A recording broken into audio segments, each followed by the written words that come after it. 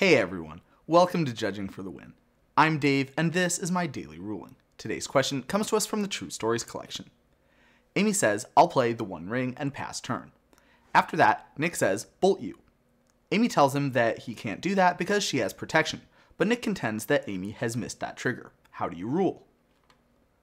Okay, so the point in question here is whether Amy has missed the one ring's triggered ability that gives her protection from everything. So let's take a look in Magic's policy documents to find the standard that's officially used to determine whether a triggered ability has been missed. As you can see, a triggered ability is considered missed if it is not acknowledged before it affects the visible game state. Now, if Amy had some aura attached to her, then that would be right away, immediately after the ring's trigger has resolved, since if Amy really does have protection, then that aura should be put into the graveyard.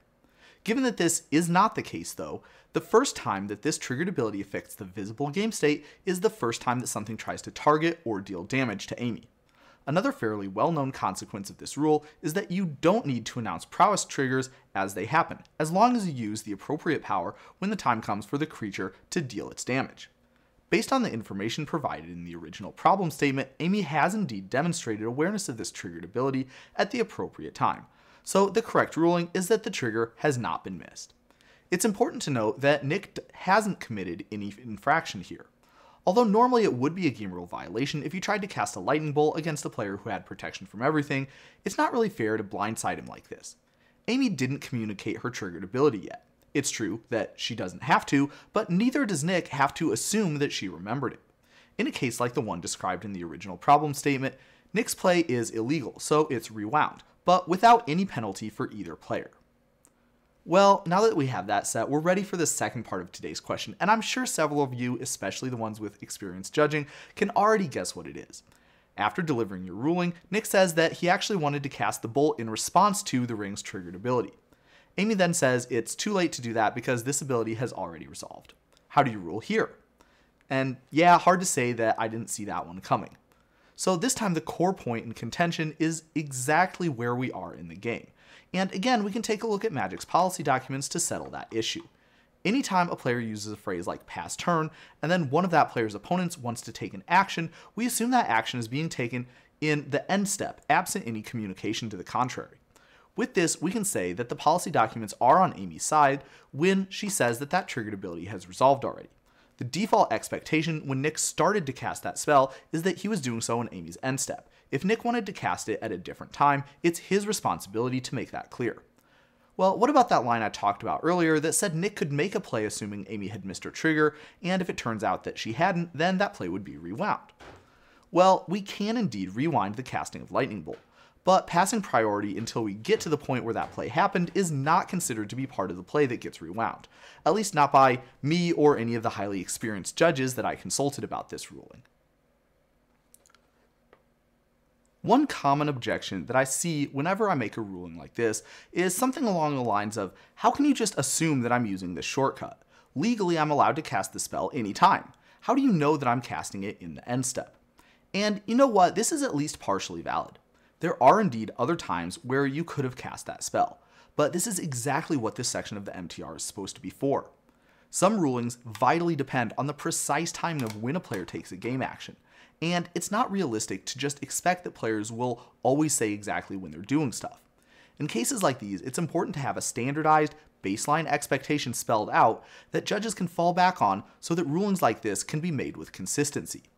The policy writers do their best to make it so the baseline is chosen to match what the player would have intended in the most possible number of cases, but unfortunately, the situation described in today's question is part of the 1% of times where those don't really line up, rather than the 99% of times where they do. It's worth noting here that this applies to Amy too.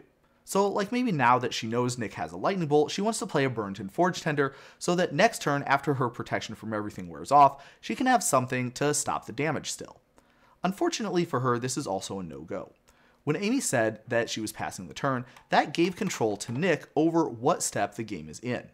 Given that Nick advanced the game to the end step before taking an action, Amy cannot revert the game to an earlier state to be able to cast a creature spell. This is still probably of little comfort to Nick though, since it leaves him with a very practical problem. What should he do in this situation? Suppose that Nick wants to cast a lightning bolt just like he said in response to that triggered ability. What would he have to say to get that to work out? And before I answer that, let's reflect a little bit on exactly what the problem was with how Nick tried to do it before. The default assumption is that if someone says pass turn and the other player goes to cast a spell, they're casting that spell during the end of turn step. In order to make this work the way that Nick wants, he needs to somehow communicate that he isn't acting at that time. So how can he do that? Well, the most straightforward answer would be to just say that he's casting the lightning bolt in response to the One Ring's trigger. That would certainly work, but it's not very satisfying. It requires Nick to acknowledge Amy's trigger before she does. If Nick actually believes that Amy has missed this trigger, he probably doesn't want to bring it up himself. Certainly not before that point we mentioned before, where the trigger has not affected the visible game state. The infraction is called missed trigger, not forgotten trigger. If you forget about a triggered ability but later remember it, or an opponent reminds you about it, then that's handled exactly the same as if you never forgot it in the first place.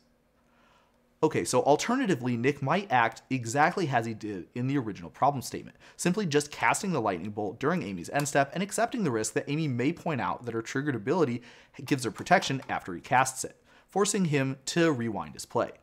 The upshot here is that if Amy does not demonstrate awareness of the One Ring's triggered ability the first time it would affect the visible game state, then that trigger will be considered missed. Nick might deem that this payoff is worth it to use his lightning bolt as a test spell. If Amy lets it through, then he can attack and target Amy as much as he wants, and even if she remembers or points out that triggered ability later, it won't help her. Both of these options seem less than ideal for Nick. In order to guarantee that his lightning bolt will damage Amy, he needs to potentially remind her to get protection from everything.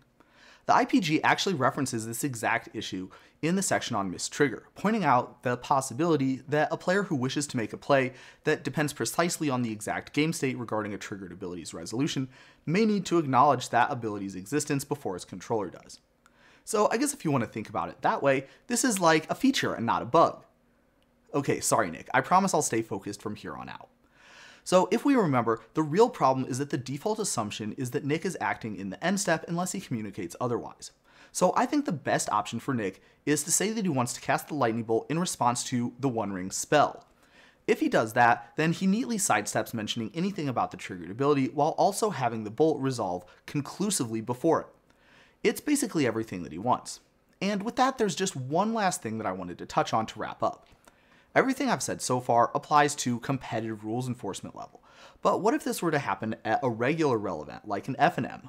Longtime fans of the channel know that I like to use the comp rel fix as a starting point and adapt as necessary to meet the goals of regular rel, those being education and fun rather than strictly fairness and consistency. So how do the rulings that I gave earlier live up to that standard? Well, I think that giving Amy the trigger if she points it out right after Nick tries to bolt her is absolutely fine. I certainly can't imagine having a higher bar on announcing your triggers at regular than we have at competitive. Regarding Nick wanting to play the bolt in response to the trigger after being told that the trigger had already been resolved, well, I'd be a lot more willing to give this one to him, especially if I thought Nick didn't have a detailed enough knowledge of the rules to distinguish exactly where he needed to play that bolt, but he at least knew that there should be a time when he could have played it for it to work out for him. Bear in mind that this is just my opinion, and at regular rel, the fixes aren't as standardized anyway, so it's definitely possible you might run into a judge who thinks differently if this situation comes up in one of your events. I know that this video is a little bit longer than usual, but this is just such an interesting ruling with a lot of nuance to it, and I wanted to cover it as completely as I possibly could because I think this is going to be a really important one to be familiar with, at least until Wizards finally comes to their senses and bans this card. But that's all I have for you today. How did you do? Join me again next time for another daily ruling, but until then, I hope you have a great day.